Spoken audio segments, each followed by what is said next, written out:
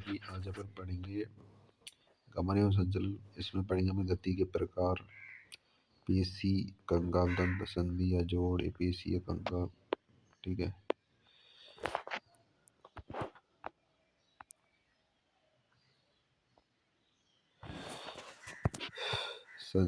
इसमें पढ़ रहे हैं अपन। संचरण जीवों की एक महत्वपूर्ण विशेषता है। जंतु एवं पादपों में अनेक तरह के संचरण होते हैं। अमीबा सदृश कोश के जीवों में जीव द्रव्य का प्रवाही संचरण इसका एक साधारण रूप है। यानी जो अमीबा में पाया जाए ना, उस जीव द्रव्य का प्रवाही संचरण पाया जाए हमें। कई जीव पश्चिमा का साव स्पर्श द्वारा संचरण दर्शाते हैं। ठीक है। और मनुष्य अपने पाद यानी कि पैर, जबड़े यानी कि जबड़ा, पलके जानते होंगे, जिब्बे यानी कि जीव गतिशीलता को प्रदर्शित करते हैं। कुछ संचलन में स्थान या अवस्थिति परिवर्तन होता है। ऐसे ऐच्छिक संचलनों को गमन कहते हैं, जैसे टहलना, दौड़ना, चढ़ना, उड़ना, तैरना आदि सभी गमन या संचलन के ही रूप हैं। ठीक है। सरल संरचनाओं को अन्य प्रकार की गतियों में संलग्न संरचनाओं से भिन्न होना आवश्यक नहीं है। उदाहरण के लिए पैरामीशियम में पश्चिमा भोजन की कोशिका ग्रसनी में प्रवाह और चलन दोनों काम करें। यानी कि भोजन की कोशिका ग्रसनी में प्रवाह करेंगे। ठीक है। और चलने में मदद करें। हाइड्रा अपने स्पर्शक शिकार पकड़ने, चलन दोनों के लिए प्रयोग कर सकता है। हम अपने पाद शरीर की मुद्रा बदलने के लिए प्रयोग में लाते हैं, चलन के लिए भी। उपयुक्त प्रेक्षणों से संकेत मिलता है कि गति और चलन का पृथक रूप अध्ययन नहीं किया जा सकता। दोनों के संबंध को इस युक्ति में समाहित किया जा सकता है कि सभी चलन गति है। सभी तरह के जो चलन है ना गति है, लेकिन सभी गति चलन नहीं है। सभी चलन गति है परंतु सभी गति चलन ना। जंतुओं के चलन के तरीके परिस्थिति की मांग, आवास के अनुरूप बदलते हैं। फिर भी चलन की क्रिया प्राय भोजन, आश्रय, साथी, अनुकूल प्रजनन स्थल, अनुकूल प्राकृतिक स्थिति की तलाश से शत्रु या पक्षियों को बनाने के लिए की जा सकती है। ठीक है। अब ऐसा उसमें गति के प्रकार। गति के सब 3 प्रकार हैं। एक अमीबी है, एक पश्चिमावी, एक पेशी है। कसाविक गति शुक्राणु को तैरने में सहायता करती है, इम्पोर्टेंट है। स्पंज में जो नाल तंत्र में जल संचरण को बनाए रखती है तथा युगलीना जैसे प्रोटोजोआ चलन का कार्य करती है। ठीक है। कसावी का जो गति है ना, वो शुक्राणु में पाई जावे, स्पंज में पाई जावे और युगलीना में। ठीक है।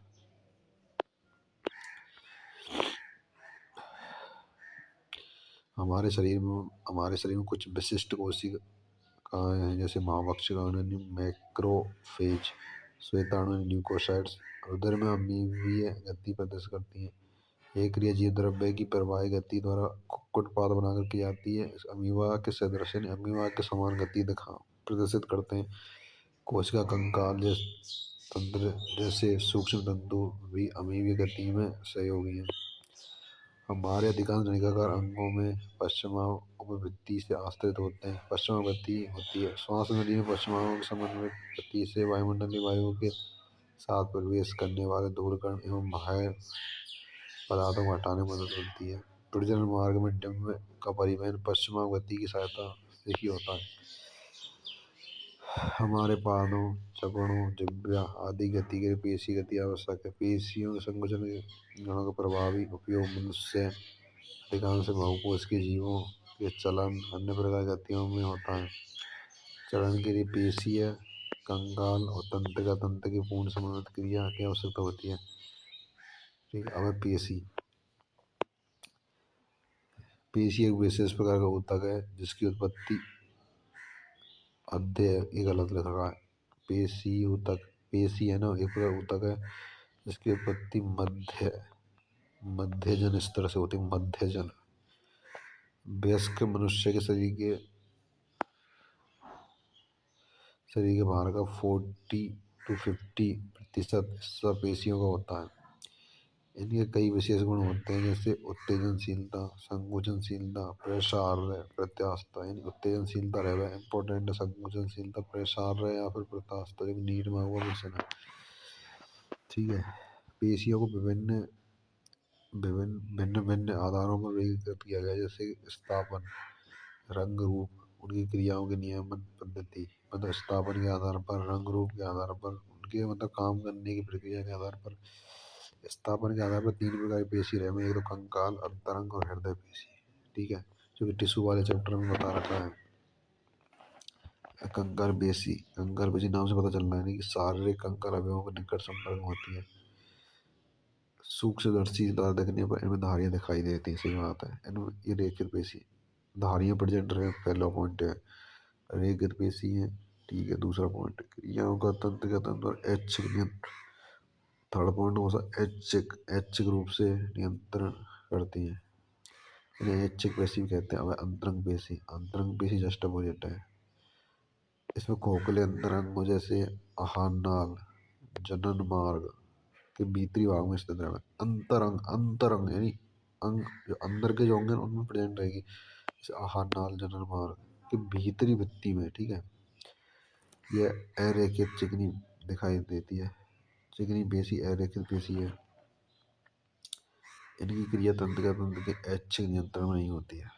इनकी जो क्रिया है ना, तंत्रिका तंत्र के ऐच्छिक नियंत्रण में ना हुआ है, जबकि कंकाल पेशी की ऐच्छिक नियंत्रण में ही। ठीक है। और ये अनैच्छिक पेशियां कही जाती है। ये पाचन मार्ग द्वारा भोजन, जनन मार्ग द्वारा युग्मक के अभिगमन में सहायता करते हैं। जैसा कि नाम से विदित है कि हृदय की पेशियां हैं। कई हृदय पेशी कोशिकाएं हृदय पेशी के गठन के लिए शाश्वत रचना में एकत्रित होती हैं और रंग रूप के आधार पर हृदय पेशी रेखित होती हैं। ये अनैच्छिक स्वभाव के होते हैं क्योंकि तंत्रिका तंत्र इनकी क्रियाओं को सीधे नियंत्रण नहीं करता है। कंकाल पेशी की संरचना, संकुचन क्रियाविधि को समझने के लिए हम इसका विस्तार से परीक्षण करेंगे। हमारे शरीर में प्रत्येक संगठित कंकाल पेशी कई पेशी बंडलों या पूलिका की बनी होती है। संयुक्त रूप से कोलेजनी संयोजी ऊतक स्तर से घिरी रहती है, इसको संपट कहते हैं। नीट में प्रश्न है कि संयुक्त रूप से कोलेजन संयोजी ऊतक से घिरी रहती है जो संरचना संपट यानी फेशिका बोलते हैं जिसको इंग्लिश में फेशिका, हिंदी में संपट। प्रत्येक पेशी बंडल में कई पेशी रेशे होते हैं। प्रत्येक पेशी रेशे प्लाज्मा झिल्ली से आवृत है। अब देखो इसमें आ जाओ, पेशी समूह या पेशी तंतु को दर्शाते हुए पेशी का अनुप्रस्थ काट है। अब जैसे पेशी तंतु है, ठीक है, ये पेशी तंतु है, इसको मैं सार्कोलेमा, जैसे गोल गोल है ना ये इस तरीके से यूं है, तो ये सार्कोलेमा है। और रक्त वाहिनी जो कि ये रक्त वाहिनी है। ठीक है, इसे सार्कोलेमा कहते हैं।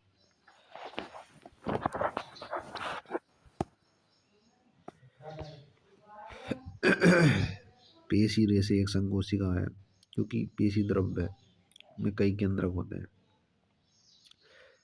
अंतर्द्रव्य जालिका अर्थात पेशी रेशे के पेशी द्रव्य जालिका सार्कोप्लाज्म रेटिकुलम कैल्शियम आयनों का भंडार गृह है। ये पेशी द्रव्य जो जालिका है ना, उसमें कैल्शियम आयन मैक्सिमम नंबर में प्रेजेंट रहे, यानी अधिकतम संख्या में प्रेजेंट रहे। पेशी रेशा का एक विशेषता पेशी द्रव्य में समांतर रूप से व्यवस्थित अनेक तंतुओं की उपस्थिति है। ठीक है।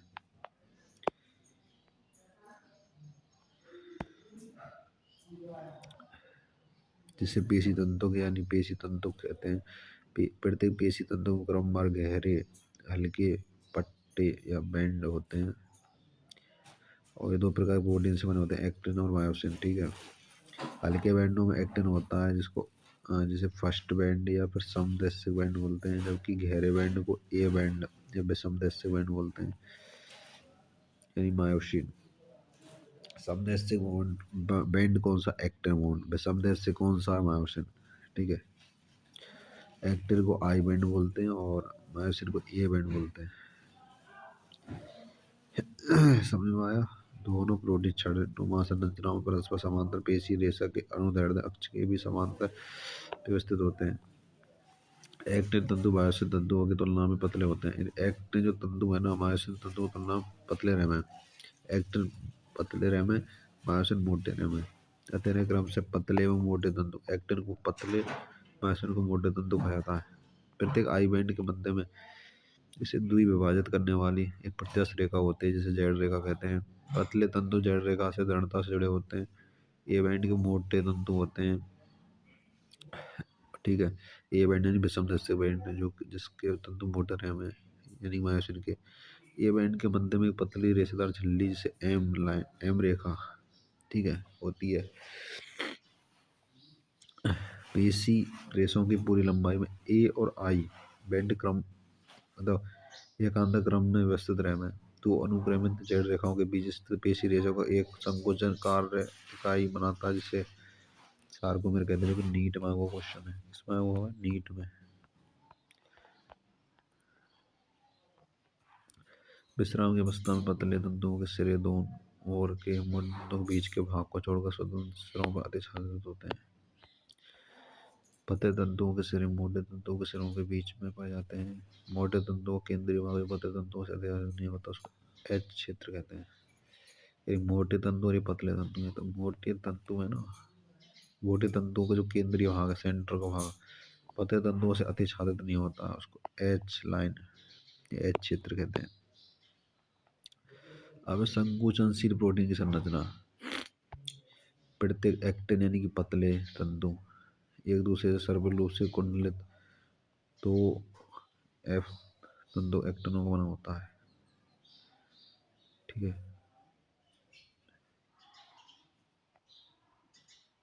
प्रत्येक एफ एक्टिन जी गोलाकार एक्टिन इकाइयों का गोलक है। यानी एफ ऐसे याद रखो, जी एफ, जी एफ तो जानते ही होंगे यार। जी यानी कि गोलाकार, ठीक है, जी मतलब गोलाकार, एफ यानी एक्टिन। तो मतलब जो इसकी जो बहुलक बनेगा ना, जी एफ यानी कि गोलाकार एक्टिन इकाइयों और एफ एक्टिन से मिलकर बनेगा। ठीक है, एक दूसरे प्रोटीन ट्रोपोमायोसिन के दो तंतु एफ एक्टिन के निकट पूरी लंबाई में पाए जाते हैं। एक जटिल ट्रोपोनिन प्रोटीन अणु ट्रोपोमायोसिन पर नियत अंतराल में पाए जाते हैं। विश्राम की अवस्था में ट्रोपोनिन की एक इकाई एक्टिन तंतुओं के मायोसिन के बंध बनाने वाले सक्रिय स्तरों को ढक कर रखती है। कृत्रिम मायोसिन तंतु भी एक बहुलक प्रोटीन है। कई एकलक प्रोटीन जिसे मैरोमायोसिन कहते हैं एक मोटा तंतु बनाते हैं। प्रत्येक मैरोमायोसिन के दो महत्वपूर्ण भाग है, एक छोटी भुजा सहित गोलाकार सिर है तथा एक पूंछ।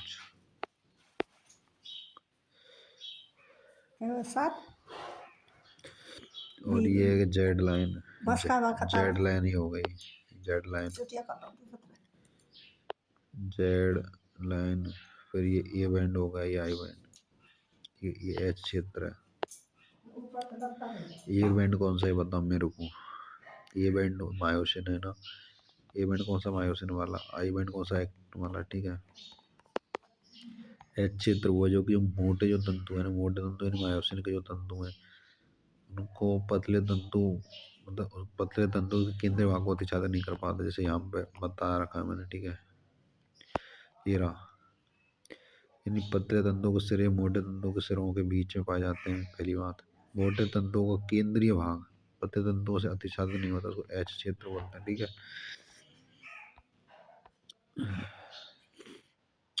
सार्कोमेर को दर्शाते हुए पेशीय तंतु की संरचना। एक सार्कोमेर का आरेख।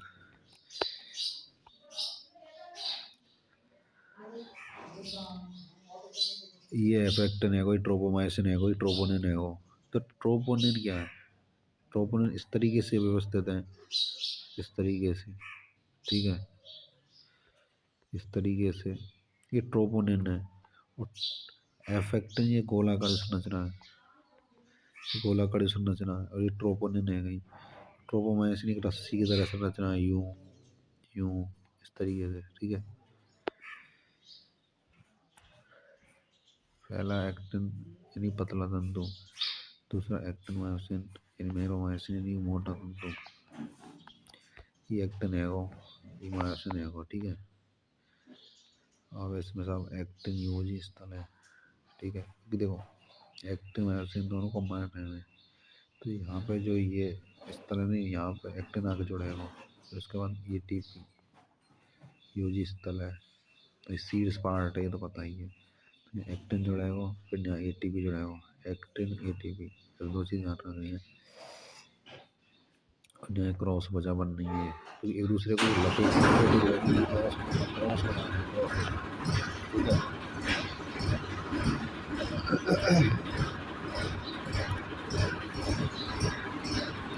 भारी मेरोमायोसिन का पूछ को हल्का मेरोमायोसिन एल एम है, ठीक है। मेरोमायोसिन अवयव सिर एवं छोटी भुजापटियत पूरी और आपस में एक पूरी दियत कोण पर ये तंतु का बाहर की ओर बढ़ता, जिसे क्रॉस भजा, क्रॉस आर्म कहते हैं। गोलाकार सिर एक सक्रिय एटीपी एंजाइम है जिसमें एटीपी के बंधन स्थल एक्टिन के सक्रिय स्थान होते हैं। हाँ तो उसमें वही तो बोला है, गोलाकार सिर है तो उसमें सक्रिय एटीपी एंजाइम रहेगा, ठीक है। इसमें बता तो रखा है एटीपी जुड़ने का स्थल और एक एक्टिन यूजी स्थल, एक्टिन जुड़ा और एटीपी जुड़ा, रोज ही ध्यान रखना नहीं है और कुछ ना आ रहा यार। अब पेशी संकुचन की क्रियाविधि, ठीक है। पेशी संकुचन क्रियाविधि, पेशी संकुचन जो क्रियाविधि है ना, उसमें एक सिद्धांत है सर्पी तंतु सिद्धांत, जिसके द्वारा इसको अच्छी तरीके से समझा जा सकता है। इसके अनुसार पेशी रेशों का संकुचन पतले तंतुओं के मोटे तंतुओं को ऊपर सरकने से होता है, ठीक है। केंद्रीय तंत्र का तंत्र की प्रेरक तंत्रिका द्वारा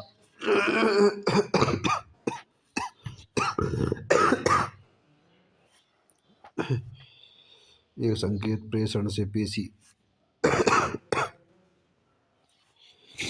संकुचन का आरंभ होता है, ठीक है। एक प्रेरक न्यूरॉन इसे पेशी रेशे का एक प्रेरक इकाई का गठन करते हैं। प्रेरक तंत्र के एवं पेशी रेशे का सार्कोलेमा की संधि का तंत्र का पेशी संगम या प्रेरक अंतःपट्टिका कहा जाता है इसको। इस संगम पर एक तंत्रिका संकेत पहुंचने से एक तंत्रिका संचारी यानी एसिटाइलकोलिन, ठीक है, मुक्त होता है, जो सार्कोलेमा में क्रिया विभव उत्पन्न करता है। समस्त पेशी रेशों पर फैल जाता है। सार्कोप्लाज्म में कैल्शियम आयन मुक्त होते हैं। सार्कोप्लाज्म में कौन से आयन मुक्त होते हैं? Calcium ion. कैल्शियम आयन स्तर में वृद्धि से एक्टिन तंतु पर ट्रोपोनिन की उपइकाई से कैल्शियम बंध बनाकर एक्टिन के ढके हुए सक्रिय स्तरों को खोल देते हैं। एटीपी के जल अपघटन से प्राप्त ऊर्जा का उपयोग मायोसिन शीर्ष एक्टिन, मायोसिन को शीर्ष कौन सा? एक्टिन, खुले सक्रिय स्थानों से क्रॉस सेतु बनाने के लिए बन जाते हैं, ठीक है। एक्टिन तंतु को ए बैंड के केंद्र की तरफ खींचते हैं। इन एक्टिन उसे जुड़ी ये रेखा पर अंदर की तरफ खिंच जाते हैं, जिसमें सार्कोमियर, इसमें देख सकते हो चित्र में, जैसे एक्टिन है, एक्टिन, ये एक्टिन है, किससे जुड़ रहा है? मायोसिन। मायोसिन में किससे? मायोसिन के सीड्स से। इसमें दो क्षेत्र थे, एक तो दो सक्रिय स्थल है, मतलब एक तो एक्टिन जुड़ेगा वहाँ में और एक एटीपी, ठीक है। तो उसके बाद में क्रॉस सेतु बनना है, तो मायोसिन का सीड्स है ये, फिर उसके बाद में घूर्णन होगा, फिर क्रॉस सेतु टूटेगा, ठीक है। पहले बनेगा फिर घूर्णन होगा फिर टूटेगा, चीज़ है।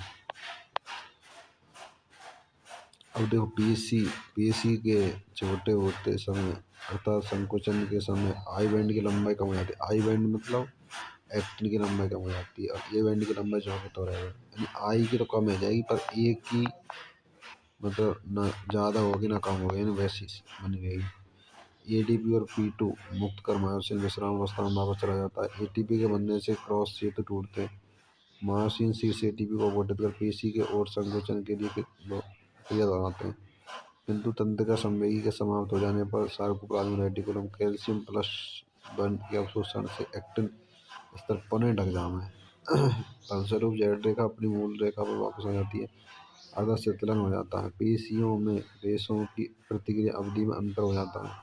बार बार उत्तेजित होने पर ग्लाइकोजन के अवायवीय विखंडन, अवायवीय जिसमें वायु एब्सेंट है, उससे लैक्टिक एसिड जमा हो जाता है, थकान हो जाती है। पेशियों में ऑक्सीजन ऑक्सीजन भंडारित करने वाला लाल रंग का वर्णक यानी मायोग्लोबिन, मायोग्लोबिन पेशियों में मायोग्लोबिन पाया जाता है, ठीक है। ब्लड में वो पाया जाता है हीमोग्लोबिन, ठीक है। पेशियों में मायोग्लोबिन की मात्रा ज़्यादा होती है तो लाल रंग के दिखाई देंगे, यदि ऐसी पेशियों को लाल पेशी कहते हैं। और इनमें माइटोकॉन्ड्रिया की संख्या देखोगे, एटीपी संख्या ज़्यादा रहेगी। एटीपी के निर्माण हेतु इनमें भंडारित ऑक्सीजन की बड़ी मात्रा का उपयोग होता है, जब इन पेशियों को वायु पेशी कहते हैं। दूसरी ओर कुछ पेशियों में माइग्लोबिन की बहुत कम मात्रा पाई जाती है, हल्के रंग की श्वेत प्रतीत होती हैं, श्वेत पेशियां हैं, ठीक है। माइटोकॉन्ड्रिया अल्पसंख्यक हैं और इसमें पेशी द्रव्य जालिका अत्यधिक है, इम्पोर्टेंट है। पेशी द्रव्य जालिका ज़्यादा है, हमें हवाई विधि द्वारा ऊर्जा प्राप्त करें। इन दो प्रकार की पेशी, एक लाल पेशी एक श्वेत पेशी। लाल पेशी माइग्लोबिन ज़्यादा, श्वेत पेशी में कम है, मतलब एब्सेंट है एक तरीके से लगा लो। तो माइग्लोबिन प्रेजेंट की वजह से लाल रंग की दिखाई देंगे वो लाल पेशी, और लाल रंग का जो वर्णक है यानी कि माइग्लोबिन एब्सेंट रहेगा तब वो श्वेत रंग की दिखाई दे। अब देखो इसमें तीन क्षेत्र, शिथिलित, पहले शिथिलित होगी, फिर संकुचन, फिर अधिकतम संकुचन, ठीक है। कि पेशी संकुचन को सर्पी तंतु सिद्धांत है, तीन कंडीशन है। एक तो पहले शीतलन, इससे पढ़ेंगे शीतलन होगा, तो संकुचित, अधिक संकुचित, तो शीतलन में पहले फैलेंगे, तो उसके बाद संकुचित सिकुड़ेंगे, फिर और भी सिकुड़ेंगे, ठीक है। और इसमें चार क्षेत्र, जेड जेड क्षेत्र, जो इस फर्स्ट वाली लाइन है जेड जेड लाइन है, इसमें बीच में ये एच लाइन, ठीक है, एच क्षेत्र।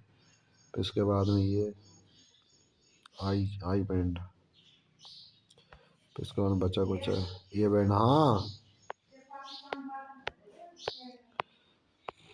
हमें कंकाल तंत्र अस्थियों के ढांचा, अस्थि और उपास्थि होती है उसमें, तभी कंकाल तंत्र का निर्माण होता है। शरीर की गति में इस तंत्र की महत्वपूर्ण भूमिका है।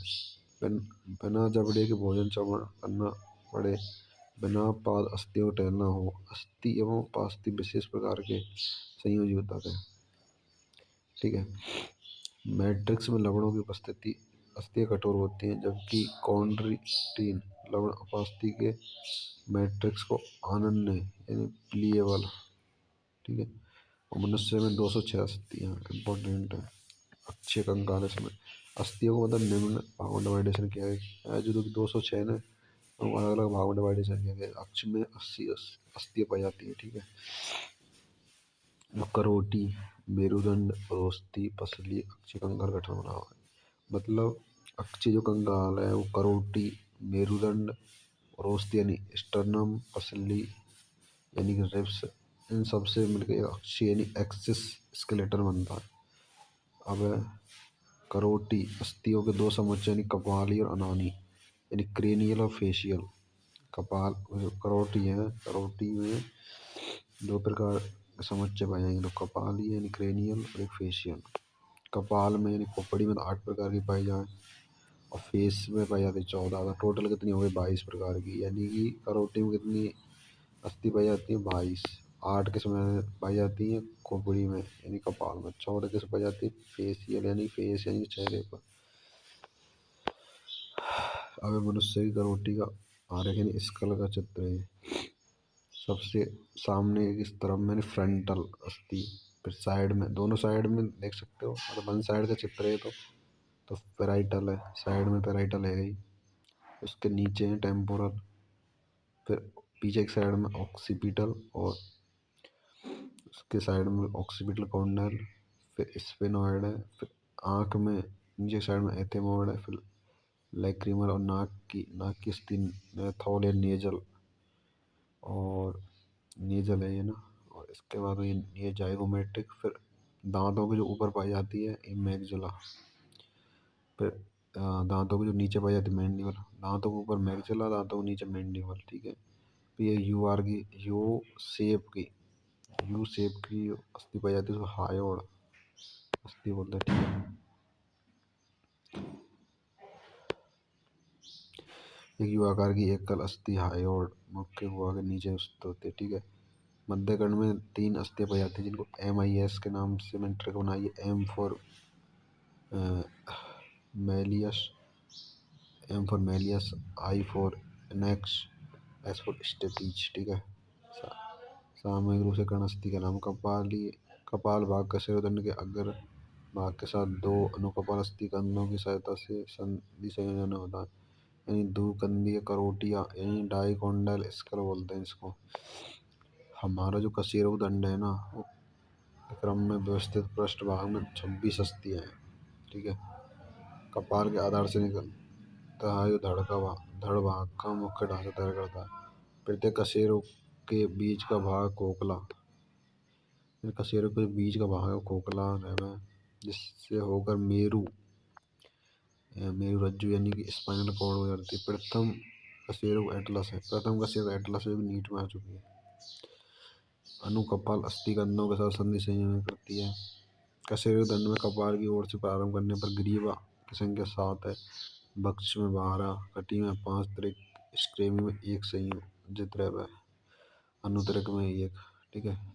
ग्रीवा कशेरुकों की संख्या मनुष्य सहित लगभग सभी स्तनधारियों में 7 होती है।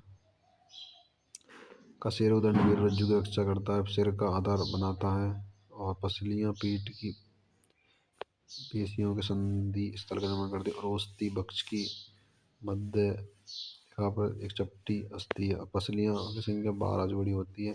पसली एक पतली चपटी अस्थि है। प्रत्येक पृष्ठ भाग में कशेरुक दंड अधर भाग में ओस्ती के साथ जुड़ी होती है। इसके पृष्ठ सिरे पर 2 संधि संयोजन सतहें होती हैं। इसको द्विसरिष्क यानी बाइसफेलिक। प्रथम 7 जोड़ी पसलियों को वास्तविक पसली, देखो प्रथम इसमें देखो चित्र में, ठीक है। प्रथम 7 पसली है ना, 7 जोड़ी पसली वास्तविक पसलियाँ कहलाएंगी, ठीक है। और पृष्ठ में ये वक्षीय कशेरुक के अदरीय भाग और ओस्ती से काचा पास्ती के साथ जुड़ी होती है। 8वीं 9वीं 10वीं 8 9 10 जो पसली है कूट पसली कहलाएंगी। कौन सी पसली कहलाएंगी? कूट पसली, ठीक है ना। और सीधे मतलब जो कि 8वीं 9वीं 10वीं भी जोड़ी जो पसलियाँ हैं और ओस्ती के साथ सीधे संयोजित नहीं होती, मतलब डायरेक्टली जुड़ी हुई नहीं होती। वो कांचा उपास्थि की सहायता से 7वीं पसली से जुड़ी होती है, यानी कि 8वीं 9वीं 10वीं पसली ने 7वीं पसली से जुड़ी रहेगा, ठीक है, कांचा उपास्थि से, ठीक है ना।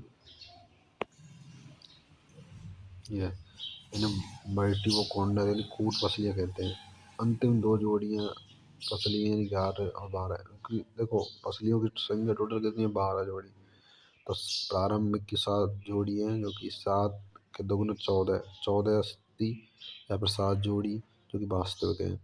उसके बाद 8 9 10 यानी कि 3 जोड़ी और हैं, यानी 7 8 9, तो वो मतलब ना, हाँ 8 9 10 है ना, तो वो कूट पसलियाँ कहलाएंगी। उससे आगे की जो 11 और 12 नंबर की जो पसलियाँ हैं, ठीक है, उन्हें पलावी पसली यानी फ्लैटिंग बोन, ये जो कि बख्ची कशेरुक पसलियाँ और ओस्ती मिलकर पसली पंजर की रचना करें। अब देखो इसमें पलावी पसलियाँ 10 11वीं और 12वीं जोड़ी, 7 जोड़ी तो वास्तविक है गई, 3 जोड़ी कूट पसलियाँ, फिर उससे अगली 2 जोड़ी पलावी पसली, ठीक है। और ये बीच में जो भाग है ना, ये बीचों बीच रोस्ती बना रहा है, ठीक है। ये पार्श्व में लग रही हैं, ये पसलियाँ हैं, ठीक है। ये रोस्ती है गई और साहब ये पसली है गई, ये कशेरुक दंड है, ये कशेरुक दंड है, बीच में रोस्ती है यहाँ पे, ठीक है।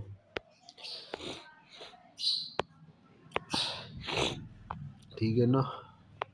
और पादों की अस्थियाँ, इन पैरों की अस्थियाँ अपनी मेखला के साथ उपांगीय कंकाल बना हुआ, प्रत्येक पाद में 30 अस्थि, ओनली फॉर 3 अस्थि पाई जाएंगी, ठीक है।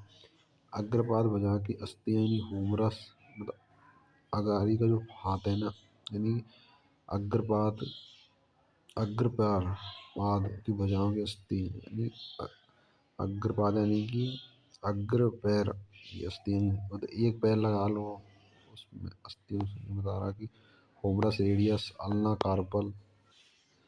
ठीक है। कार्पल यानी कलाई यानी 8 है। मेटाकार्पल यानी हथेली की संख्या 5 रहे। फेलेंजेस की संख्या 14 रहे। और फीमर यानी उरु अस्थि यानी कि सबसे लंबी अस्थि। टिबिया, फिबुला, टॉर्सल टखने की अस्थि यानी 7 है। मेटा टॉर्सल संख्या 5 है, वो फिक्स है। कार्पल्स हो, ये कार्पल्स में वो फिक्स है।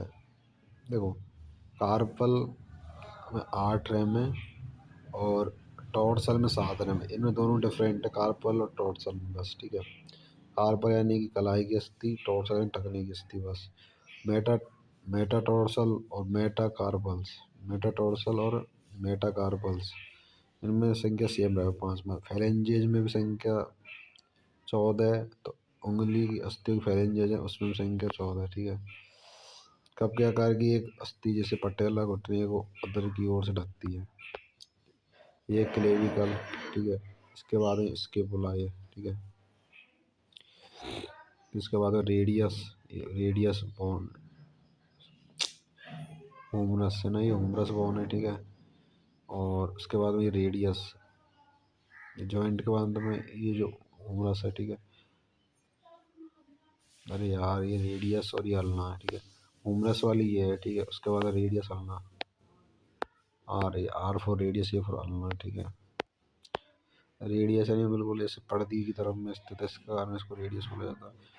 और ये ऊपर कार्पल्स यानी कलाई की जो अस्थि, कार्पल्स। इधर यदि पैर होता तो यहाँ पे कार्पल्स को बोलते टॉर्सल।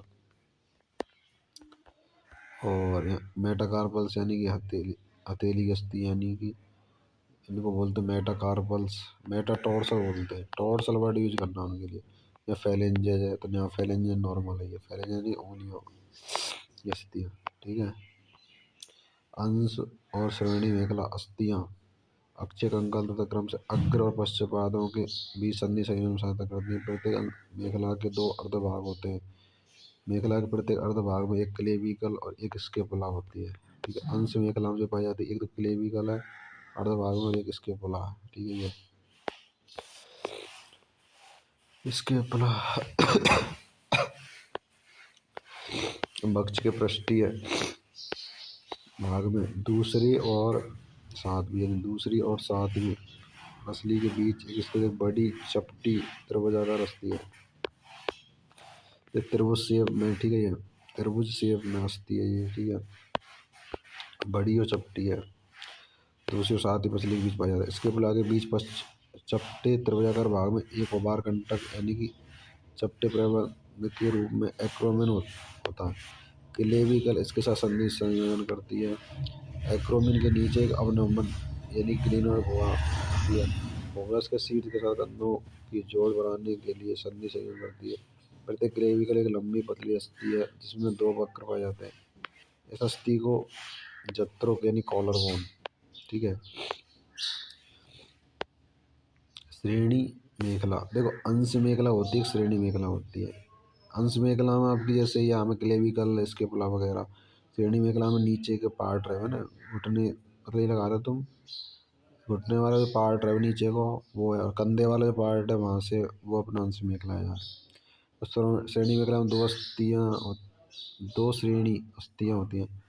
प्रत्येक श्रेणी अस्थि 3 अस्थियों के संलग्न से बनी होती है। Ilium, ischium, pubis. Ilium, ischium, pubis. ठीक है।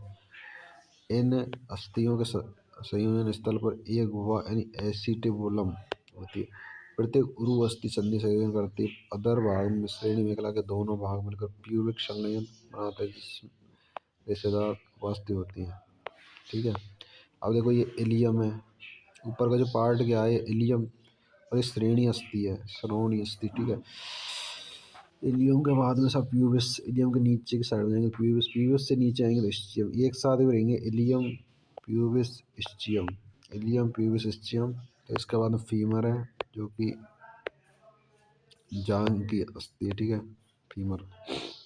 इसके बाद पटेला यानी घुटना होता है ना, उसमें पटेला अस्थि होती है। उसमें 2 अस्थि, टिबिया, फिबुला। टिबिया थोड़ी मतलब मोटी साइज की, फिबुला पतली रहे। अब देखो मैंने पहले बताया था वो टॉर्सल, यहाँ पे कहा जाए ये टॉर्सल, टॉर्सल वर्ड इसमें यूज होगा पैर की में, वहाँ होगा कार्पल्स, मेटाकार्पल्स या टॉर्सल, मेटाटॉर्सल, और फेलेंजर तो कॉमन है ही है। तो टॉर्सल और देखो टॉर्सल, टॉर्सल और कार्पल्स, कार्पल्स में संख्या रहे, कार्पल्स में संख्या कितनी रहे है,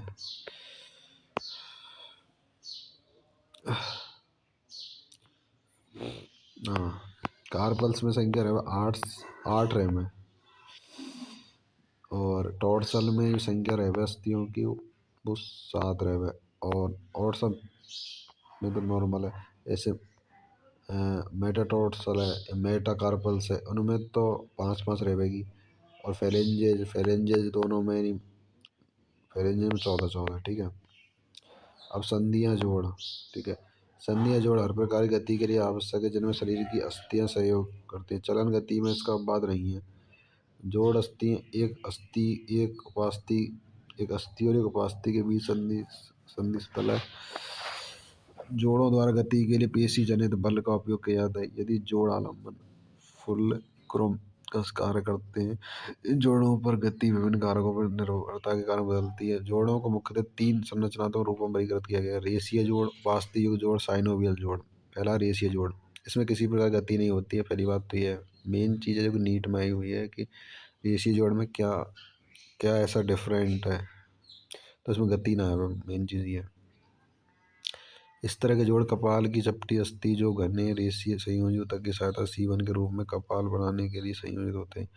उपास्थि युग जोड़ों में अस्थियां आपस में उपास्थियों द्वारा जुड़ी होती है। कशेरुक दंड में दो निकटवर्ती कशेरुकों के बीच इस प्रकार के जोड़ होते हैं जो सीमित गति होने देते हैं। अब साइनोवियल जोड़, साइनोवियल जोड़ जो कि दो अस्थियों की संधि संयोजन सतह के बीच तरल होती है जो साइनोवियल गुहा होती है। इस तरह की व्यवस्था में पर्याप्त गति संभव है। जोड़ चलन सहित कई तरह की गति में सहायता करते हैं, जैसे कंदुक खलिका संधि यानी हुमरस और अंश मेखला के बीच है, इम्पोर्टेंट है। कंदुक खलिका संधि हुमरस अंश मेखला के बीच है जो मल्टीपल बार रिपीट हो चुके साइनोवियल जोड़। कब्जा संधि, घुटने की संधि, धुराग संधि, प्राइवेट संधि, पाइवेट संधि, एडलस और अक्ष के बीच, सर्वी संधि, ग्लाइंडिंग संधि, कार्पल्स के बीच, सैडल जोड़, अंगूठे कार्पल और मेटाकार्पल के बीच, ठीक है। इसके अलावा पेशी और कंकाल तंत्र के प्रकार, देखो या तो आपको क्वेश्चन में लगेगा यहाँ जोड़ से और बेकार, इनसे सबसे ज़्यादा प्रबल संभावना है इस चैप्टर से, और भाई ये रिपीट होते रहते हैं हर साल। माइस्थीनिया ग्रेवियस है जो पहला प्रकार स्व प्रतिरक्षा प्रकार है। मेन चीज़ क्या है, स्व प्रतिरक्षा, और कोई स्व प्रतिरक्षा प्रकार नहीं इसमें, ओनली फॉर यही है, ठीक है। इसमें कमजोरी या कंकाली पेशियों का पक्षघात होता है। अगर पेशी दुष्पोषण यानी मस्कुलर डिस्ट्रॉफी, विकारों के कारण कंकाल पेशियों का अनुक्रमिक अपहासन होता है। अब अपतानी का, शरीर में कैल्शियम आयनों की कमी से पेशियों में तीव्र ऐंठन होती है। फिर संधि शोथ जो कि जोड़ों की शोथ है। अस्थि सुसरिता ये उम्र संबंधित विकार है जिसमें अस्थि के पदार्थों में कमी आ जाती है। अस्थि भंग की प्रबल संभावना रहती है। एस्ट्रोजन स्तर में कमी, मेन चीज एस्ट्रोजन स्तर में कमी। गाउट यानी जोड़ों में, मेनली क्या है, जोड़ों में यूरिक एसिड के जमा होने के कारण होता है, ठीक है। ऑल दी बेस्ट, चैप्टर समाप्त होता है, और इसकी डिटेल पीडीएफ आपको टेलीग्राम चैनल मिल जाएगी, और पीसीबी के short notes and NCERT highlight आपको नीट शॉर्ट नोट्स के नाम से हमारा टेलीग्राम चैनल है, वहाँ मिल जाएगी, ठीक है। All the best.